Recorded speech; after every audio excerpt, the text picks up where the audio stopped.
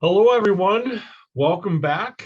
We are now entering chapter 5, Popular Radio and the Origins of Broadcasting. And if you haven't seen your Canvas shell yet, I'm assuming you have, then you know you've got some things to do this week, along with obviously your obviously submitting your news stories that you normally do and talking about why you submit them and responding to a classmate. There will also be a homework assignment associated with this lecture, your first homework assignment, your first major homework assignment, which I will be obviously, you can find in your Canvas shell. This lecture, which is part 1, will be basically dealing with basically the numbers of why radio is important, why it still matters. We're going to get into podcasting in this particular lecture and also into talk radio. And hopefully it will help, set you up for what I think will be a very fun assignment when you actually have to select a podcast or a talk radio program on your own. Part 2, which you also can find on my YouTube channel, will be more about radio history. We'll start from the very beginning and then, of course, circle back to modern day. So let's get started with chapter 5. I first want to hit with you the defining features of radio.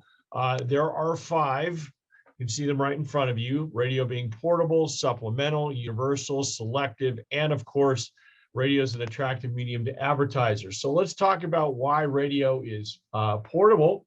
Well, obviously, you can listen to it on the go. Obviously, I think probably the most popular, I would say, platform for radio is probably in your car. You probably, obviously have a car that has, radio in it. And I know that in 2022, a lot of us are also have the option of plugging in our phones. So, where I think some people listen to radio in the car, some others are obviously listening to Spotify or some other kind of streaming platform. But whatever the deal is, the fact is that radio is actually on the go. Radio also is something that you can listen to on your phone, right? So therefore it's portable. And of course, probably you might even have one of those little like portable radio sets that you can, if you have batteries to it or charge it up, that you can actually bring it with you if you're, obviously maybe on a camping trip or somewhere where you're not getting great service, you can still use your radio. So it's really changed quite a bit though over the years. I can tell you personally that, we have a radio in our house. It's one of those things you can crank up. It's an emergency radio because we do live in earthquake country. And the fact is that radio is can be a very, very useful tool when other telecommunication systems or power goes down. One of the first things I turned to, honestly, when I went through and survived the Northridge earthquake in 1994 was actually, believe it or not, sitting in my car and listening to KNX and trying to figure out what exactly had happened at like 4:45 in the morning. But anyway, I digress. Radio is supplemental. So what that means is most radio listening occurs while we're doing something else, driving, sleeping, studying. I think you could say the same thing just for music or just your, when you're listening to your phone in general. But radio is supplemental. It doesn't necessarily have to be the primary focus of our attention. It's often on in the background when we're doing other things. And that's kind of what makes, I think, radio kind of special, particularly, when you've got music. So I'm sure, for example, you've walked into a store, clothing store, or, a Target or whatever, and there's music playing in the background. A lot of times that's just coming off a radio station and we're really not, paying, 100% attention to it. It's just kind of there. All right. Radio is universal. Virtually every household has at least one working radio. In fact, the average house at one point had almost 6. I would challenge you to walk around your house and just see what actually is radio ready, because I'm sure you have at least more than you think.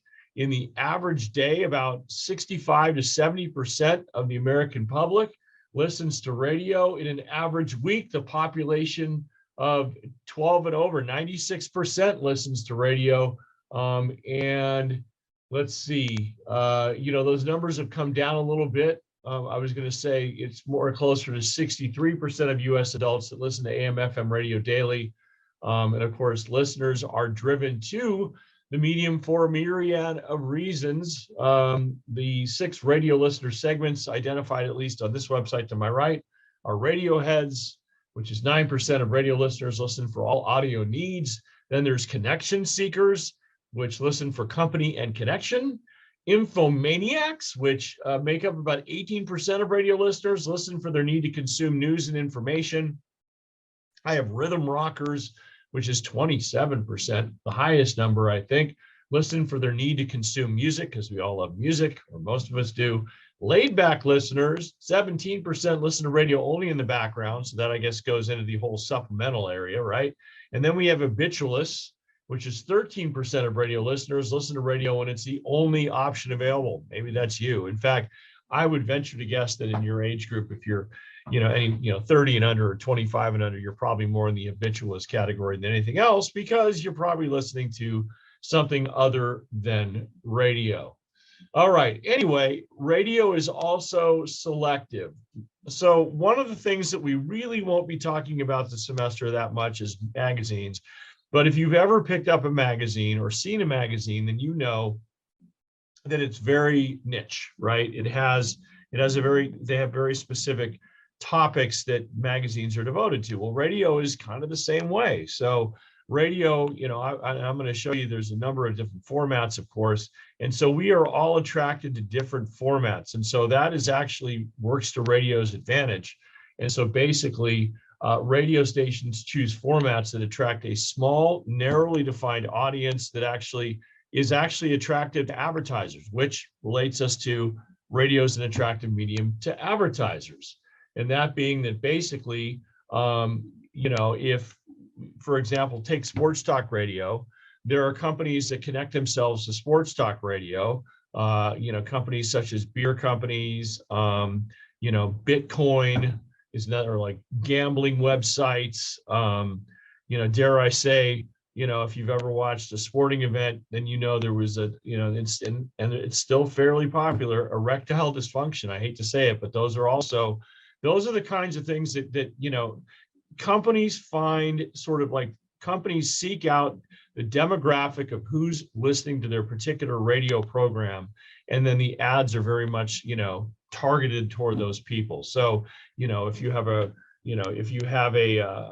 radio station that, is attracted to, say, the 50 and over crowd like myself, maybe it's classical music or it's something like classic rock, then there's going to be, items that, are advertised on that particular station that appeal to me, but maybe not to you if you're 25 and under. So it's really interesting when you think about it. All right, so let's go through some of these numbers here, because they're pretty cool, actually. So this is actually number of commercial radio stations in the United States starting in 1952, actually starting as far back as 1943, that I see on the screen here, and ending pretty much where we are now, around 2020. I know we're in 2022, but this I think is a fairly fair representation. So you can see the number of stations on the left-hand side of your screen. You can see in 1943, there was a significantly less amount of stations in 1943. And then you see an explosion, and we'll get more into why that happens in the 1950s when we get to history. But you can see there was a steady growth of radio stations all the way up till about 2000 to 2001. And then essentially you kind of had sort of a peak. And then in 2018, it explodes again. And, we've kind of peaked out again. So I think, I've been looking into why stations grew so suddenly just even 3 years ago. And my theory is, and feel free to research this and send me a note, because I actually talked to the class about this last semester. I believe it has to do with internet radio. I think even though we know the internet came along significantly before 2018, I think the fact is that radio stations, I think there's a lot more radio stations that are finding their way to the internet, which are finding their way to us, and it's easier for us to access. Just it's my growing theory at this point. I've tried to find out why that bump. And so if you find out about that bump, please let me know.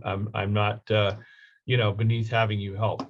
All right, leading radio formats. Now, this is kind of, I think, the latest good data that we have.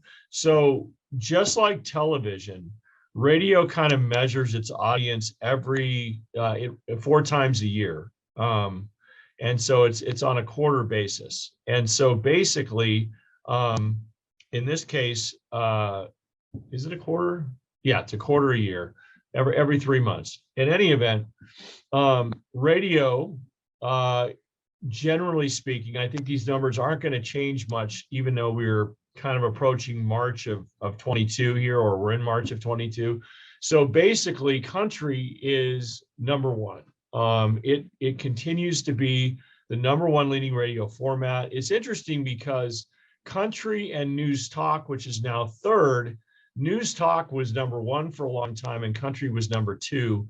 Religion is always up in that top three, and you can see that if you look at contemporary Christian and then you actually add up religion of the teaching variety, it actually exceeds both country and news talk. But right now, country radio is the most popular format, followed by religion, teaching, news talk, and that's stations, by the way. 2,200 stations across the country are of the country format. And then you can see there's others, right? Contemporary Christian is fourth.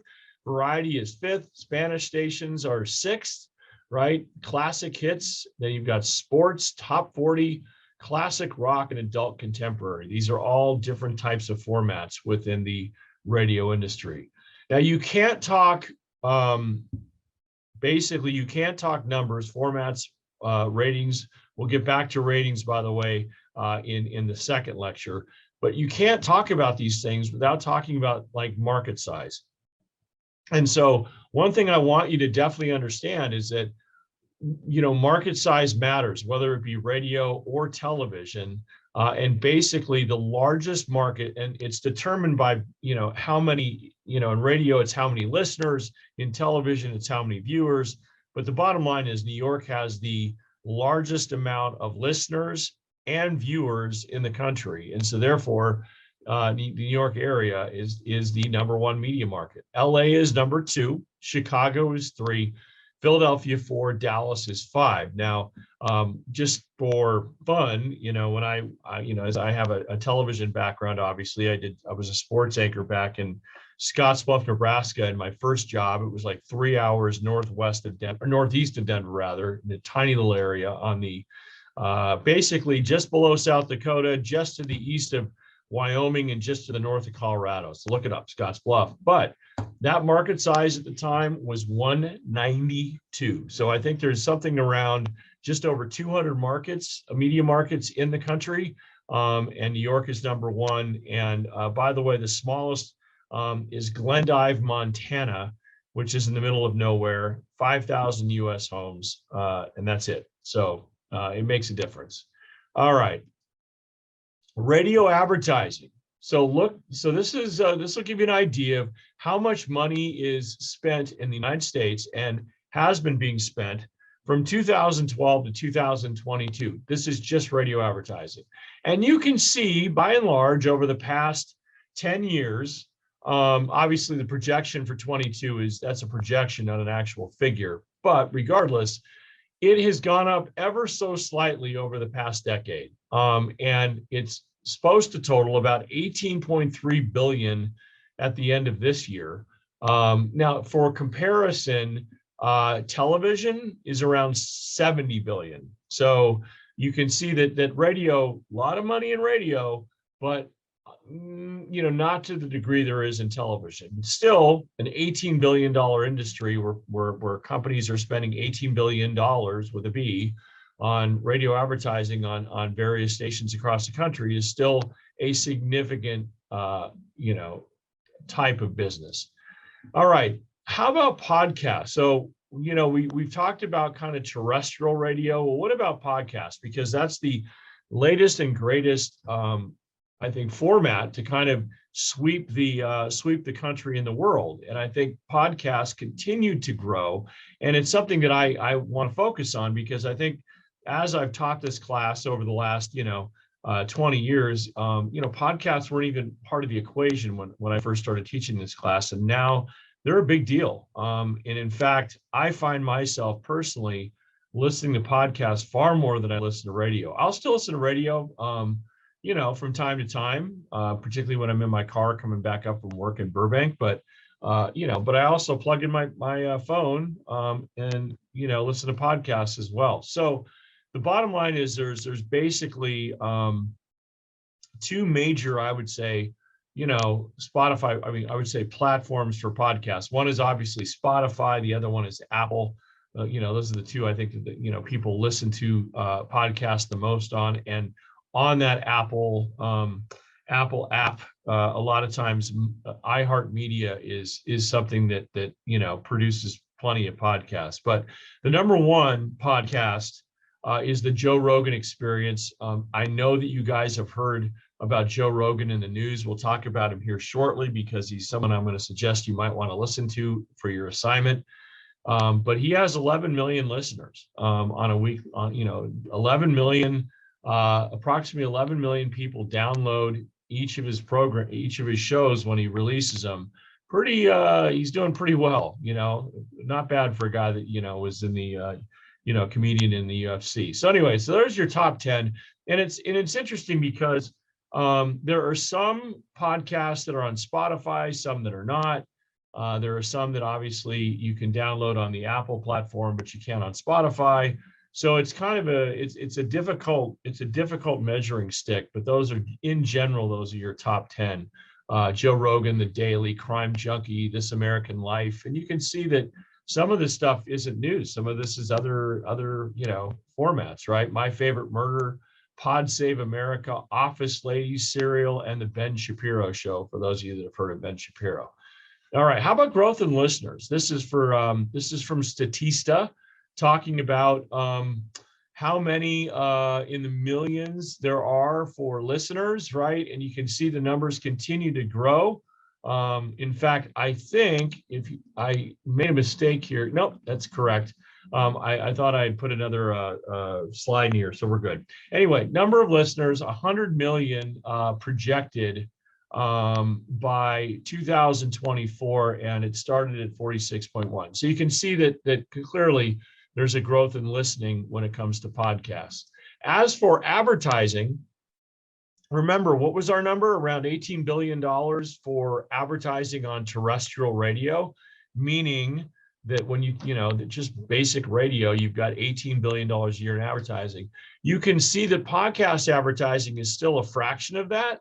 And that's not surprising. I think, there's still this, and we'll see this in television as well. There's, digital is an interesting beast, right? Because I think digital advertising is, significantly less than what traditional advertising was. And at some point, I think there'll be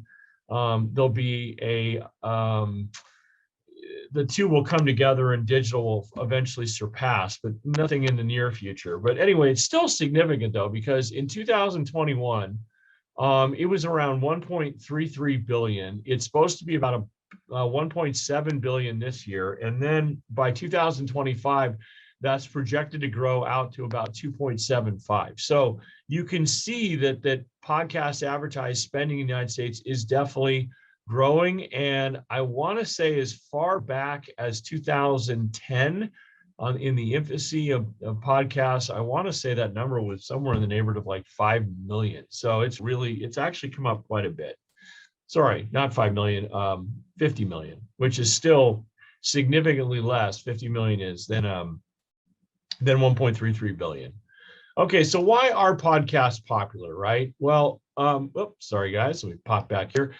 55% have listened to a podcast. Maybe that's you. I'm going to make the assumption that if you're watching this, that you probably at some point have heard a podcast, right? In 2020, I can try to find a more modern number, but I think it's pretty close. Over 155 million listen to a podcast every week. 24% of the population, that's 68 million, listen to multiple podcasts weekly.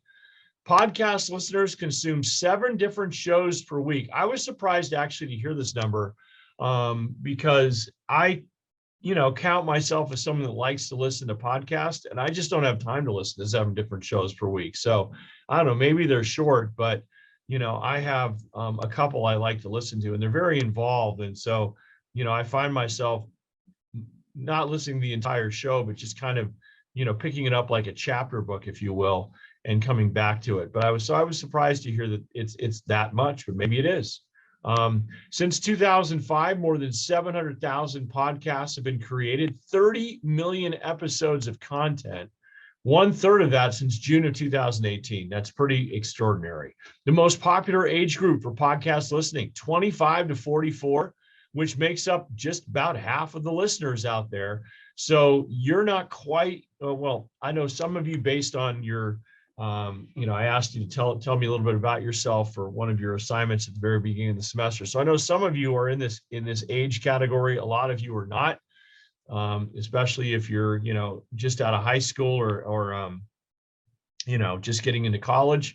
I will say that I think that this age range from 25 to 44 is going to age up. I think the more that podcasts are around, I think more people in my generation will start listening. I know I do. I listen. I know I've got lots of friends and family members that do as well. But I think right now, I think this is because it's a newer form of, I would say, newer form of technology, if you will, right? That I think that the younger crowd is the one that's most used to it. And by the way, Spotify is the world's most popular podcast app. They've been in the news quite a bit, and we'll kind of get to that when we get to Joe Rogan. It's closely followed by Apple Podcasts. Some more interesting facts: 49% of all listening happens at home. I found that very interesting. Honestly, I find myself listening to it in the car. I don't generally. My habit is not to listen to my podcasts at home. I drive to Burbank a couple times a week, and when I'm driving around town here in Santa Clarita, I often pop it in. 22% driving, 11% at work, 8% while exercising. Don't know where you fall into that, but maybe think about, where do you listen to podcasts if you do? Length of a podcast typically allows for a deeper dive into topics between two people. Absolutely. I think one of the things that's cool about podcasts these days is that there's really no time limit, right? I just, I maybe the only time limit is that, you at some point, people just probably, there's a threshold where if you talk for too long, somebody's not going to get through the entire podcast. And I don't know what that sweet spot is, honestly, but I do know that, for example, the Joe Rogan Experience, he has these 3-hour conversations, and there's no way that I could see us sitting down in front of a television listening to a one-on-one chat with no other bells and whistles for over 3 hours. It's just, it's not how we're wired. But if it's on a podcast, if it's in our earbuds, right, and we're doing other crap and listening to it at the same time, I assume that we can do that. So you can subscribe to your favorite podcasts anytime they're updated. It shows up on your phone, alerts you. That's really cool, or your computer, depending on where you have it. There's multiple genres. There's society and culture, business, comedy, health, news, politics, obviously crime and punishment is another one, because those are very popular. I've listened to a number of different things, and my interests are political. Sometimes I listen to golf podcasts. I listen to comedy. I've listened to a really interesting podcast, by the way, that someone put up last year. I think it was last year, on the disappearance of a congressman in Alaska a long time ago by the name of Nick Begich. So if you ever are interested in that, that was really cool. I was Lost in Alaska is, I think, what the podcast was called. Look it up. It's pretty cool. Anyway, there was also another one I listened to on The Zodiac Killer. That was probably about 2 years ago now, and it was all about the Zodiac killings up in the late 60s and early 70s. And you know, there's been a lot of chatter about the Zodiac Killer. And so, anyway, not advocating that you listen to, you know, serial killers, but it was pretty interesting. I'm not gonna lie. All right, ad revenue expected to climb over 1,000% from 2015 to 2021. The magic number for sponsoring is normally 5,000 downloads per month. So if you're interested in getting into podcasting, that's what you're looking for to start making money at it. And the two most popular networks are iHeartMedia and NPR. So if you get involved with one of those, you know, one of those formats, you're in pretty good shape. All right, so I want to give you, as we start looking ahead to your assignment, one of the things that, in fact, you know what I'm going to do here? Let me call this up and I'll just embed it in here since it'll give you a good reason to listen. Okay, so let me stop sharing here for a second and let me call up your assignment, which is over here. And I'm going to share this screen so you can see it. I think it's right here. All right, cool. So you will find this assignment on Canvas. This is your first homework assignment. It's 50 points. I want to just, you know, hopefully you guys understand this needs to be in Word doc or PDF. So any of you that have pages on a Mac, please do not send them to me in this format because it's very difficult for me to open and read. So I would prefer Word doc or a PDF so that I can comment on your work. You know, and I can annotate and all that good stuff. So anyway, this assignment is due, so you understand, March 26th by 11:59 p.m. So I do not know when you're going to be watching this particular lecture, this part one, but I'm assuming it's going to be fairly early when the module is released. And so understand that this is due March 26th, okay, by 11:59. So that is 13 days from when I released the module. The chapter 6 module, sorry, chapter 5 module, not chapter 6, that is incorrect. That would be chapter 5. I'll correct that when you see it on the screen. Anyway, it is easy though time consuming, so budget your time wisely. Remember to not wait until the last minute. It's worth the equivalent of over 3 quizzes, so make sure you turn it in on time. You will not receive credit if it is not turned in on Canvas by March 26th, 11:59 p.m. Okay. Purpose here is to introduce you to a new medium, political and news talk radio and political news podcasting.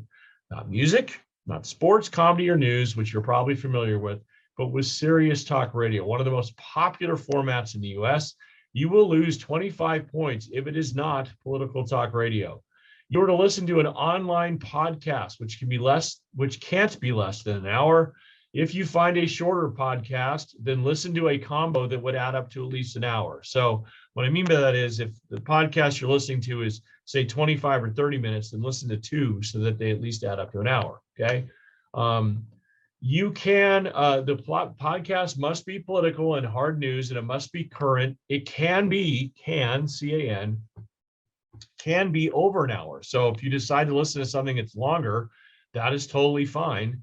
I would encourage it, in fact, because I think those are the ones that are the most interesting, all right? In addition, if you do not want to listen to a podcast, you can also listen to talk radio, right? But again, it has to be political talk radio. It can't be sports. So don't turn on to some kind of like sports talk radio station or some other. It's got to be political talk, right? And I've given you some ideas here in LA County: AM 640, AM 790, AM 870, AM 1150. These are all talk radio stations. If you have Sirius or XM, there's at least 5 or 6 radio stations you can choose from. Hint, most of the best political talk radio programming is broadcast during the week. And again, either the podcast or talk radio has to be current. What I mean by that is, do not go back and listen to something a year ago, okay? Don't do it. It's got to be current. The other thing is, a lot of these things, particularly on the radio side, you can listen to them online. So like, you know, KFI, for example, 640 has all of its talk radio stuff online. So if you can't listen to it on the radio in your car or whatever, then you know, go on the internet and find something that is obviously a current show or a current listen. So after you listen to a podcast or a solid block of talk radio, answer the following questions. And this needs to be on Canvas, obviously, not in Pages. What station or channel did you listen to, or podcast did you listen to? From what time to what time and on what date? Okay. So if it's a podcast, when was that podcast, dropped, right? When was that? Okay. Who are the hosts, right? What is their background? Get the spelling correct, which might require to use the internet as a resource. I want to know about their background. Okay. Not just a sentence or two. Give me some detail. All right. This is the important one. In a short essay, approximately 2 to 3 pages, quote or paraphrase the host of the program several times, explaining what arguments he or she made. You're also to quote or paraphrase some of the callers or guests to the show. For example, you might write, Mark from Los Angeles made the point that blah, blah. Or if Joe Rogan is talking to a guest, what are some of the things the guest was saying that were interesting? At the conclusion of your short essay, you're to tell me if you agreed or disagreed with the host's point of view and explain why or why not. Back up your opinions with facts. I like specifics. Okay, please double space. This is another important one. Did you enjoy the program or not? Why? Be somewhat detailed. And can you or can you not imagine the discussion you listened to impacting society or policy in any way or shaping mass opinion in some form or another? Okay.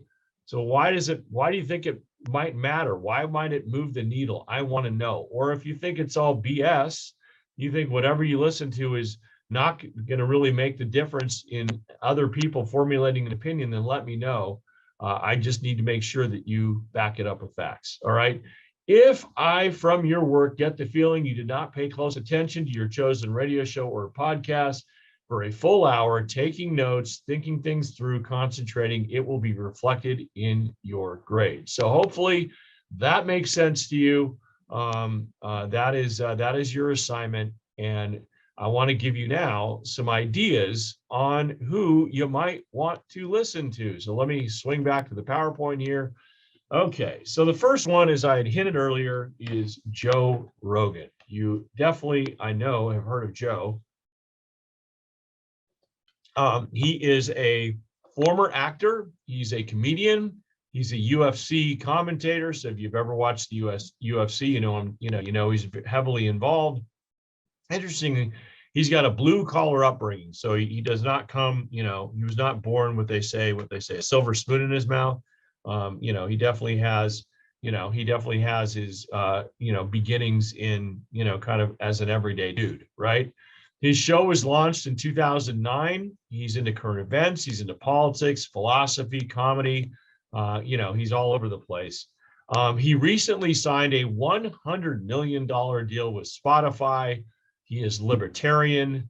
In fact, he voted, just so you guys know, in the most recent, either recent election or at least in the run up to it, he was a big Bernie Sanders proponent. So he was, he very much was in the Bernie Sanders camp, which makes it interesting because right now he's getting labeled as a right-wing conservative whack job, which I find very interesting for someone that voted for Bernie Sanders. But, hey, there's been crazier things, I guess.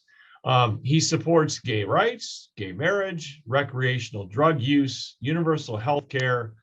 He also was vaccine hesitant. I don't know if you could classify him after listening to him as anti-vax. There's a difference between being an anti-vax person and being vaccine hesitant. The difference being that that basically you think, you're absolutely 100% against the vaccines and, or there are people out there who just choose not to get it themselves, but think that if you want to get it, it should be a personal choice. You shouldn't be told what to get. So I don't want to turn this into that kind of debate because that's not really what this is for, but it has been a debate on his show, and it is what has gotten him in some very heavy duty media, I would say media attention lately. He has talked to a couple of different guests on his show, one being Robert Malone, I forget the other gentleman's name. I have it off top. It's escaping my head right now. But basically, these Robert Malone, Dr. Robert Malone, you must have spoken to for over 3 hours, was someone that actually holds some of the initial patents on the vaccines that we are taking. And now Malone is cautioning the public from taking the vaccine, in particular, in listening to him.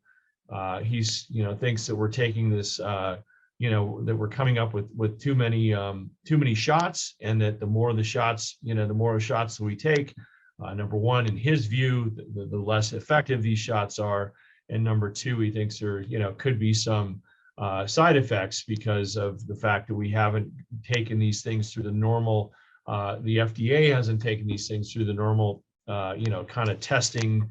These things were kind of, in his view, rushed through so that we could try to obviously quell, COVID-19. So anyway, I'm being very general here. You're welcome to look up Joe Rogan. Well, what has happened with Joe is that he has obviously a huge platform, a huge audience, and there are some entertainers on the platform that have said that they wanted to be removed, or actually calling for Joe to be removed off Spotify, and if not, that they would ask that their content be taken down. Neil Young was the first. He was a musician. There's been a few others. A lot of these folks are the, from the late 60s and 70s, or 30, they're aging musicians, but they're taking a stand.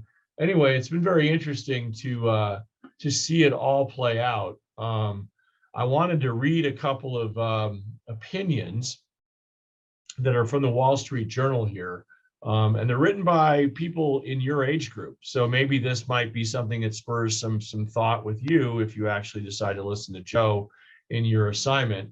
So this is the first one. It's written by a student at the University of Iowa. He says, I would be surprised to learn if either Neil Young, Joni Mitchell, or the slew of individuals supposedly outraged with Mr. Rogan have ever listened to the Joe Rogan Experience, other than perhaps a context-free soundbite. Any person who has listened to a few of his podcasts knows that Mr. Rogan does not hold himself out as the arbiter of truth or an all-knowing as many other public figures do.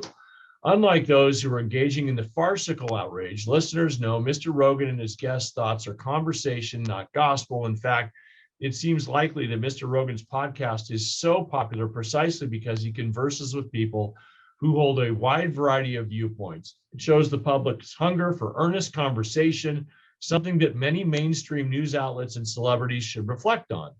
Those wanting to pull their music from Spotify in protest of Joe Rogan's podcast are free to do so, but doing so to try to coerce a company to suppress a person's speech is anti-ethical to basic notions of the marketplace of ideas. Mr. Young, Miss Mitchell, and every other coercer should have more good faith conversations with people they disagree with, instead of trying to control those who think differently. So he makes some really good points there. Certainly I think there's been a lot of conversation about people canceling others who, deciding that because they disagree with someone that they should not have a platform in which to, there's the First Amendment, right? So, I'd like you to reflect on that, because the First Amendment is something that will come up several times in this class, and should we be able to discuss differing opinions, different philosophies. We always have before. And I think there's certainly you could make the argument, there's a push these days that if someone has an opinion that is, what is considered out of the mainstream to some, the answer is not to come back at them with additional facts and try to convince the public of which side is right, but to silence one side. And a lot of that, in all honesty, is coming more from folks who are, on the extreme left than the extreme right. So no, that's kind of a controversial statement, but you have to look at who is, who big tech, like Facebook and Twitter are taking down these days, and or trying to deplatform. And it's a lot more folks who, are, for example, anti-vax or vax hesitancy, or maybe have other opinions politically at times. So these are all things to consider when you're doing this. Now, to be fair, I want to read an opinion from what would be, I guess, a 180 of this gentleman in Iowa. And this one is titled Rogan Disregards Science. It's also written by it's written by Jessica Tran of the Icahn School of Medicine at Mount Sinai Medicine. Not sure where that is, but in any event, here's what she says. Joe Rogan claims that he's not trying to promote misinformation or be controversial. Quote, I just talk to people and have interesting conversations, unquote, he says.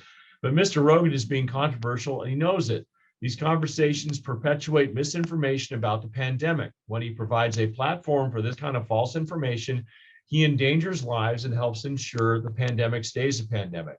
Does he think triple vaccinated healthcare workers enjoy putting on personal protective equipment and wearing N95s in the hospital? We don't.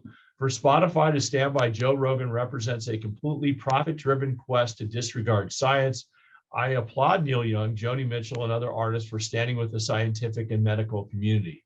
So that's Jessica's opinion. And I think if I was climbing into Joe's head, I think Joe would be saying, listen, I think, there's certain, and he actually has a video out there that you can look at where he basically says the science has somewhat changed from the beginning of the pandemic to current. And, there are a lot of things that people were saying like 2 years ago or almost 2 years ago are, have been proven incorrect 2 years later, for example. And again, this isn't coming from an anti-vax or vax hesitancy standpoint, but from mask wearing. If you remember 2 years ago, there was even last summer, people were saying that cloth masks are effective in terms of keeping COVID numbers or keeping COVID from spreading. Well, Rand Paul, Joe Rogan, many were saying, no, that's not true. They were being either taken down off YouTube or threatened to be deplatformed for saying that this was misinformation, when just about 2 weeks ago, the FDA, right, the government said, no, cloth masks are not good. You need to wear N95 masks. So that's just one of several examples where I think, it's a slippery slope when you call something disinformation at one point, and then 2 years later or a year later, we find out that maybe that's not so true. So anyway, that's Joe Rogan. He's an interesting listen. You don't have to listen to him, but I thought considering how much he has been in the news lately, it might be kind of fun to listen to it, or listen to him, I should say. Another person, and by the way, I would normally play little excerpts of their stuff, but YouTube has been throwing up copyright claims on me when I've been trying to do this, and I've had to re-record some parts of the lecture. So I will share links with you on a separate page that you can find, or I'll maybe even try to put them in the weekly tasks so that I'll make it clearly identifiable where you can find a lot of the links to a lot of these folks, at least so that you can get a sampling of who they are before you decide so to help you decide who you want to listen to. All right, the next one is Megyn Kelly. She's very interesting. You can see that's Megyn right there. She's a journalist, she's a journalist. She worked for Fox News. She's been on NBC before in the past. She's a former attorney. She has now really kind of gotten into political commentary. She is definitely, if Joe is libertarian, I would say probably an accurate statement for Megyn would be that she's probably leans more conservative. She launched the Megyn Kelly Show in 2020, and it's becoming very, very popular. She just signed a new, very lucrative deal with SiriusXM. She identifies as an independent, she definitely had. I remember in the 2016 election when Trump was running for office, she had a very famous exchange, very famous exchange with Trump during one of the debates. I know that she definitely has her opinions, and she's I think it's very interesting listening to her because she has a lot of different guests on that come on her show. But anyway, her show is on YouTube and can be downloaded. It's a podcast as well as being on SiriusXM. So again, I will give you a sample of whatever the latest thing she's talking about. And usually she hits a bunch of different topics, and I think she's usually on 3 or 4 different times almost daily during the week. So she's constantly posting, which is cool. Another one, he's definitely conservative. His name is Ben Shapiro. He is, someone that has been, who's actually from out here. He's a guy that's originally from the West Coast. He was a syndicated columnist by age 17. I think he went to North Hollywood High School, if I'm not mistaken. He is the editor-in-chief of the Daily Wire, which is a, very, very popular conservative blog that, if you spend any time on Twitter, then you see a lot of the articles that get posted there. He's a critic of the alt-right. So, I know that his opponents have tried to paint him as being an extremist.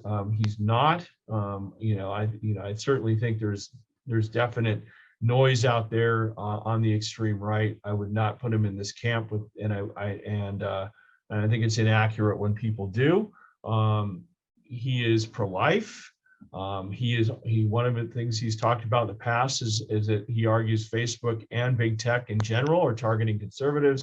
He's a self-described libertarian, and boy, does he have some opinions right now on what's happening in Ukraine. Now, I'm obviously taping this because I have to get ahead a little bit. I'm taping this at the end of February, early March, and we just had Russia invade Ukraine, and Ben Shapiro has been, really focusing on some of the messaging that's happening with that and the politics, and it's very interesting. So anyway, Ben Shapiro is another one, and he's also number 10 in terms of the, on the top 10 list for most popular podcast. Now, that's not the only thing.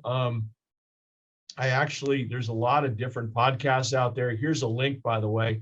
And if I stop sharing for a second, I will show you that there is all sorts of resources available to you out there, so that it's not just these three. If you don't want to listen to, you have the ability to listen to a whole lot more. Here's the best 70 political podcasts, and here's, just on down the line. It describes what they're about, who's presenting them, and why you should listen. And so, I don't know if these are maybe in the viewpoint of this particular blog, this is how they order these things. But I do know, for example, that like Ben is down at number 28, which I found very interesting. But anyway, there's just a number of different ones here. And so that link is in your PowerPoint. And so if you're looking for any kind of political podcast, there's, no shortage of where to find those items. All right, let me get back to our PowerPoint here. Okay, so there is one other group that I want to enlighten you to.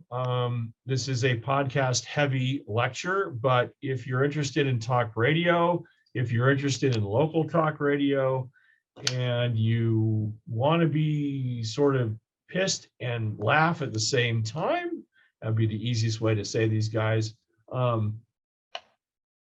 These guys are John and Ken. They're on AM. They're the most listened to local talk radio show in the USA. They've been on the air for nearly 40 years. They were on KFI, then they went to KPC Radio, went back to KFI. They've had some interesting. They have an interesting history. They helped basically recall the governor, Gray Davis, California governor, back in 2003. They put Arnold Schwarzenegger in the office, and then, of course, eventually turned on him. They were mad at Gray Davis for a gas tax.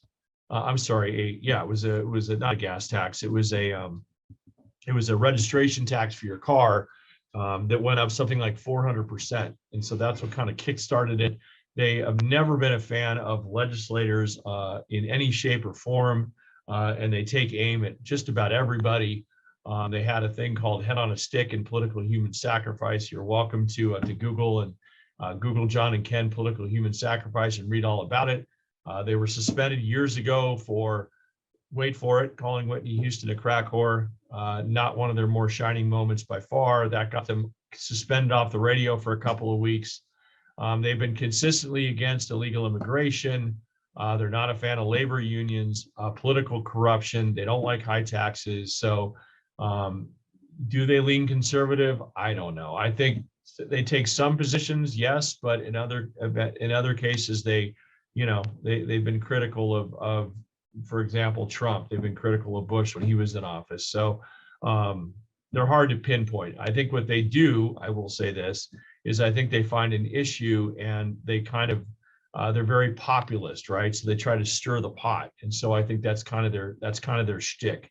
So anyway, those are some ideas for your homework assignment. Those are also that we obviously spent some time talking about the numbers of why podcasts have, are now becoming, on par with radio in many cases. And so this is where I'm going to end this part. This is part one. And then in part two, we're going to get into history and then circle back to modern day. So I will see you in part two. Thanks for watching. I'm hoping you've watched this the whole way. It's been, I think, some valuable information that you would probably need for your homework assignment. All right, we'll see you in part two. Thanks again.